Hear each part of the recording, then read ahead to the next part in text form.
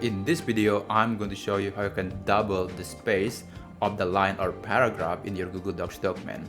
As an example here, I have this document that has the line or the paragraph pretty close together and it doesn't look good. It doesn't look very readable, and that's why it's good practice to keep a distance between lines. And here's how you can do that. First, you must select the text that you want to apply the double spacing. So you can select all of it, or you can also just select a specific portion of the document. So in this example, I'm going to select all of it by using the Ctrl+A shortcut.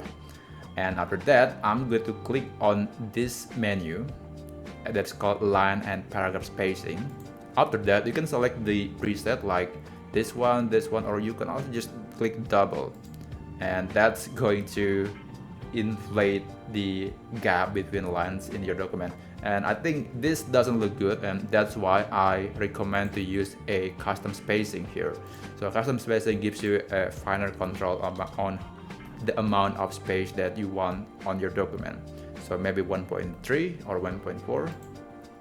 Right, so I think that's the perfect spot for my document, and every document would be different because they could have a different structure, a different font, different font size, so you have to take that into account. But that's basically how you can double or change the gap or the spacing of your paragraph in your Google Docs document.